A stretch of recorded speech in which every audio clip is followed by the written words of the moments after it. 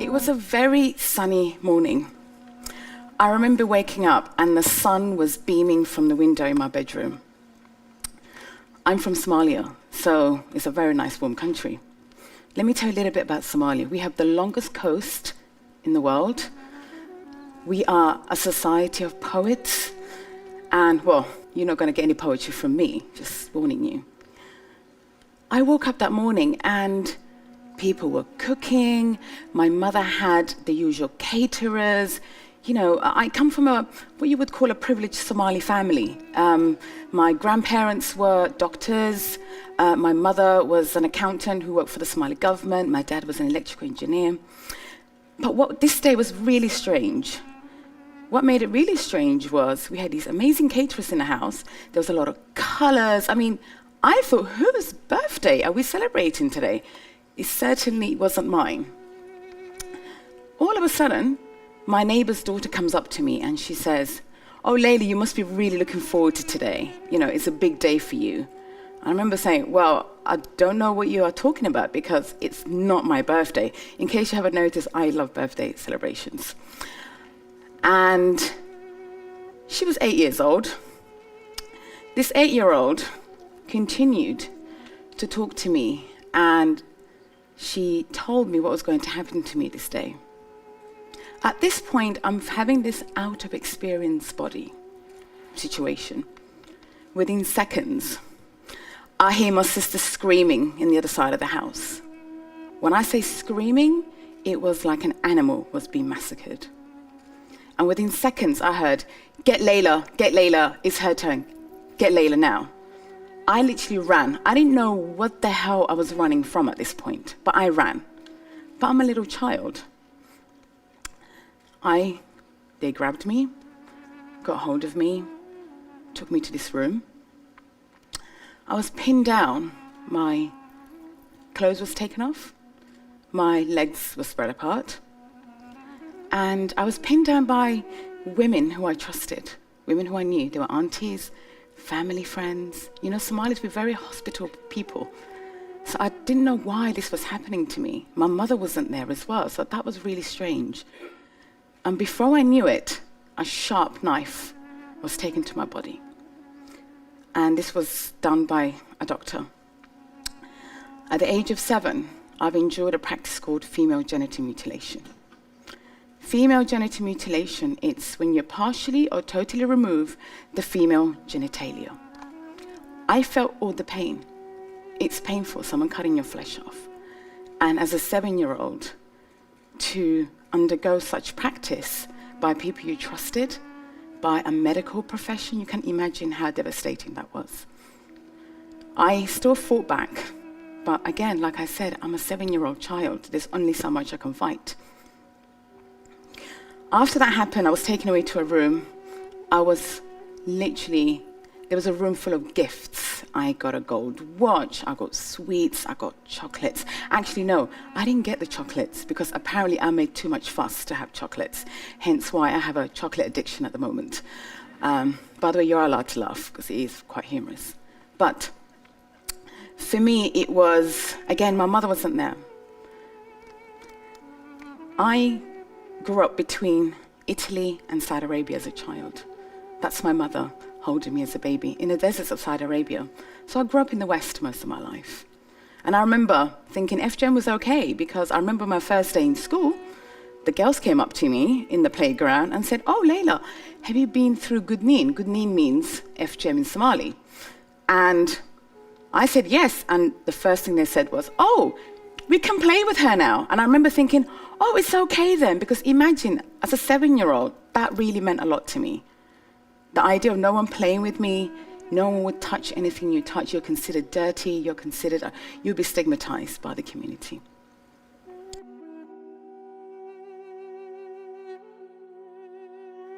More than 200 million women and girls currently living in regions such as Africa, the Middle East, and Asia have been subjected to female circumcision. Over 3 million girls and women are at risk of having the procedure performed in a typical year. Practitioners of female genital mutilation are not always licensed medical professionals. The operation is no safer when performed by legitimate physicians. Though tradition among cultures insists there are medicinal benefits, scientific studies have found that the opposite is true. The World Health Organization strongly discourages doctors from performing this procedure. It makes sense. Anyone who would practice female genital mutilation is a human monster. Some basic facts about female genital mutilation as provided by the World Health Organization. Female genital mutilation, or FGM, includes procedures that intentionally alter or cause injury to the female genital organs for non-medical reasons. The procedure has no health benefits. Procedures can cause severe bleeding and problems urinating, and later on, cysts, infections, as well as complications in childbirth and increased risk of newborn deaths. More than 200 million girls and women alive today have been cut in 30 countries in Africa, the Middle East, and Asia where FGM is concentrated. FGM is mostly carried out on young girls between infancy and age 15. FGM is a violation of the human rights of girls and women. Female genital mutilation comprises all procedures that involve partial or total removal of the external female genitalia, or other injury to the female genital organs for non-medical reasons. FGM is recognized internationally as a violation of the human rights of girls and women. It reflects deep-rooted inequality between the sexes and constitutes an extreme form of discrimination against women. It is nearly always carried out on minors and is a violation of the rights of children. The practice also violates a person's right to health, security, and physical integrity, the right to be free from torture and cruel, inhuman, or degrading treatment, and the right to life when the procedure results in death. Procedures. Female genital mutilation is classified into 4 major types. Type 1, often referred to as clitoridectomy. This is the partial or total removal of the clitoris, a small, sensitive, and erectile part of the female genitals, and in very rare cases, only the prepuce, the fold of skin surrounding the clitoris. Type 2, often referred to as excision. This is the partial or total removal of the clitoris and the labia minora, or the inner folds of the vulva, with or without excision of the labia majora, the outer folds of skin of the vulva. Type 3, often referred to as infibulation. This is the narrowing of the vaginal opening through the creation of a covering seal. The seal is formed by cutting and repositioning the labia minora, or labia majora, sometimes through stitching, with or without removal of the clitoris. Type 4. This includes all other harmful procedures to the female genitalia for non-medical purposes. Example, pricking, piercing, incising, scraping, and cauterizing the genital area. Deinfibulation refers to the practice of cutting open the sealed vaginal opening in a woman who has been infibulated, which is often necessary for improving health and well-being, as well as to allow intercourse or to facilitate childbirth. Methods. The procedure is performed with or without anesthesia. Though the cutter is usually a female elder, in many communities the local barber performs the operation. Traditional practitioners do not usually sterilize the instruments they use. Such instruments include knives, razors, scissors, shards of glass, sharpened rocks, and fingernails. A Ugandan nurse was quoted in 2007 as saying that one cutter she knew used a single knife on as many as 30 girls. No health benefits, only harm. FGM has no health benefits, and it harms girls and women in many ways.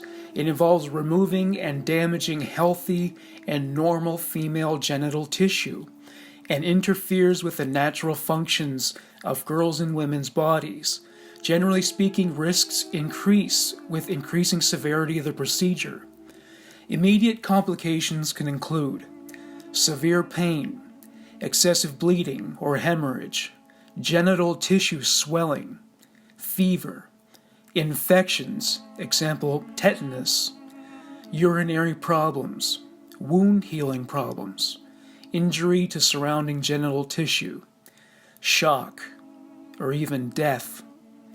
Long-term consequences can include urinary problems such as painful urination or urinary tract infections, vaginal problems, discharge, itching, bacterial vaginosis, and other infections, menstrual problems such as painful menstruations, difficulty in passing menstrual blood, scar tissue and keloid, sexual problems such as pain during intercourse, decreased satisfaction, increased risk of childbirth complications, difficult delivery, excessive bleeding, cesarean section, need to resuscitate the baby, and a higher rate of infant mortality in general. The need for later surgeries, such as the FGM procedure that seals or narrows a vaginal opening, or type 3, needs to be cut open later to allow for sexual intercourse and childbirth, or deinfibulation. Sometimes genital tissue is stitched again several times, including after childbirth. Hence, the woman goes through repeated opening and closing procedures, further increasing both immediate and long-term risks. And then there are psychological problems, depression, anxiety, post-traumatic stress disorder, low self-esteem. Who is at risk? Procedures are mostly carried out on young girls, sometime between infancy and adolescence, and occasionally on adult women. More than 3 million girls are estimated to be at risk for FGM annually. Cultural and social factors for performing FGM. The reasons why female genital mutilations are performed vary from one region to another, as well as over time, and include a mix of socio-cultural factors within families and communities. The most commonly cited reasons are where FGM is a social convention or social norm, the social pressure to conform to what others do and have been doing, as well as the need to be accepted socially and the fear of being rejected by the community, are strong motivations to perpetuate the practice. In some communities, FGM is almost universally performed and unquestioned. FGM is often considered a necessary part of raising a girl and a way to prepare her for adulthood and marriage. FGM is often motivated by beliefs about what is considered acceptable sexual behavior.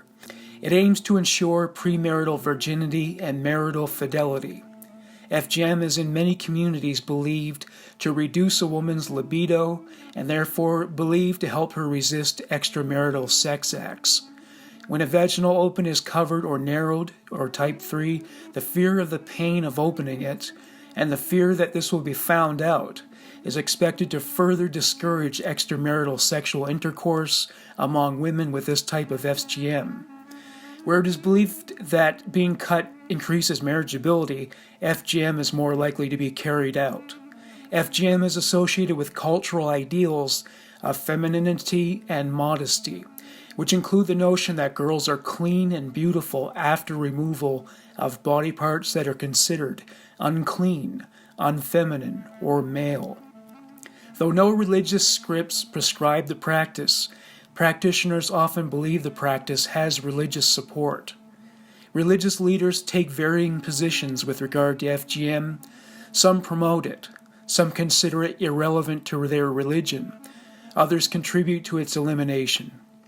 Local structures of power and authority, such as community leaders, religious leaders, circumcisers, and even some medical personnel can contribute to upholding the practice.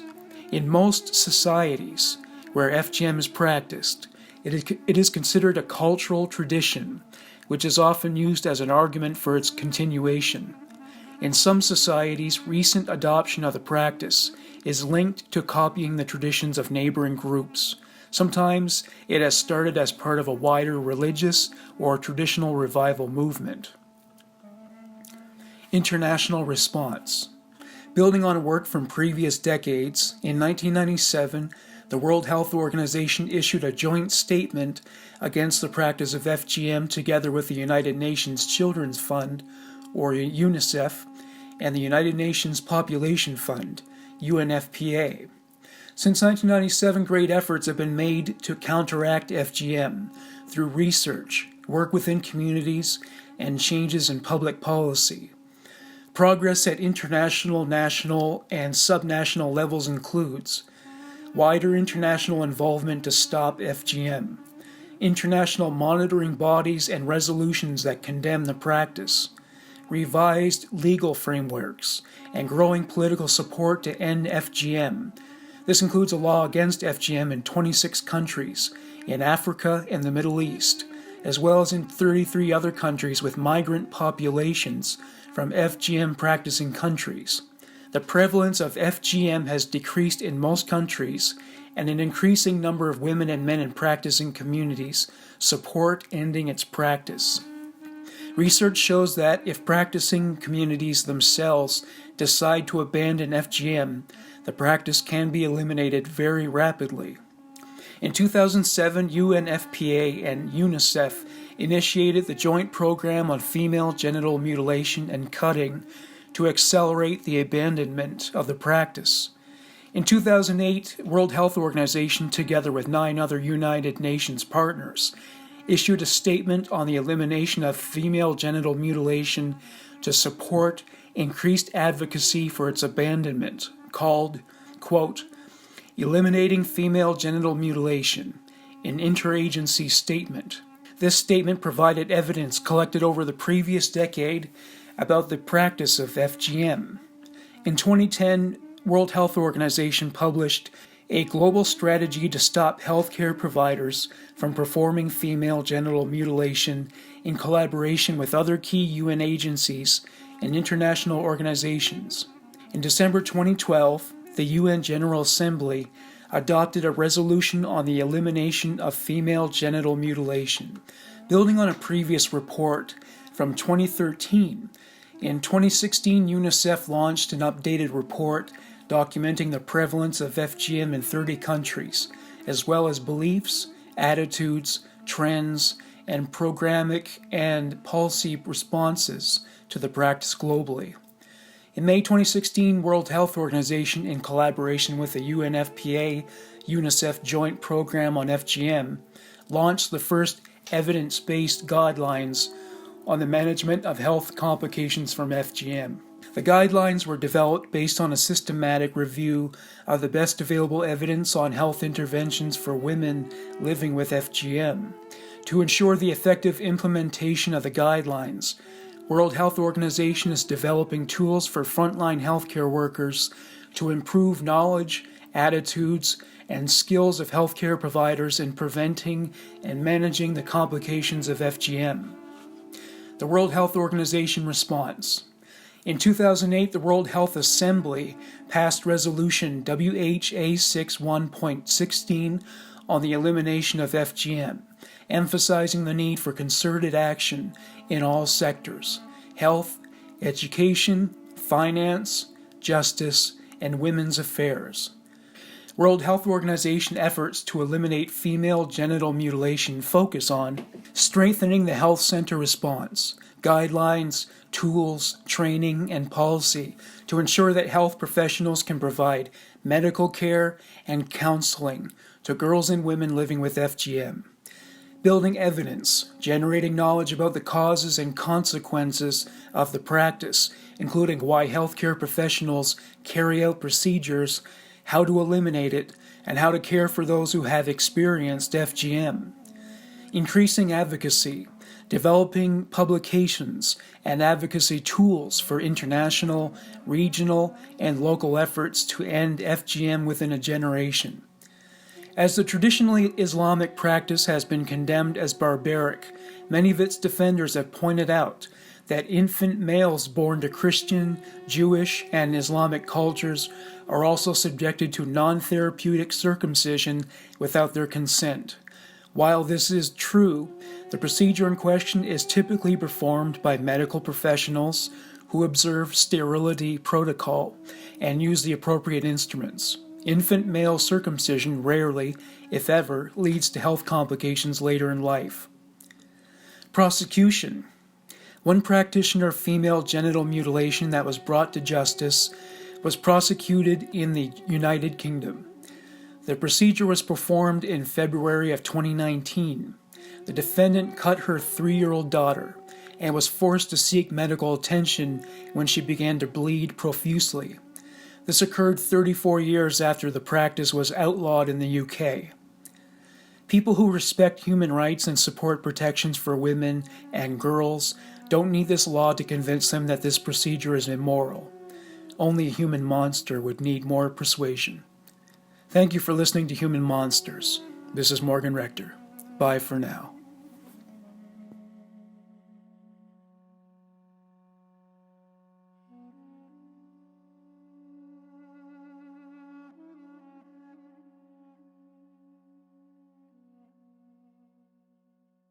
Thank you for listening to Human Monsters, brought to you by Leader One Podcast Network. I appreciate all the feedback I have gotten, as well as the subscriptions.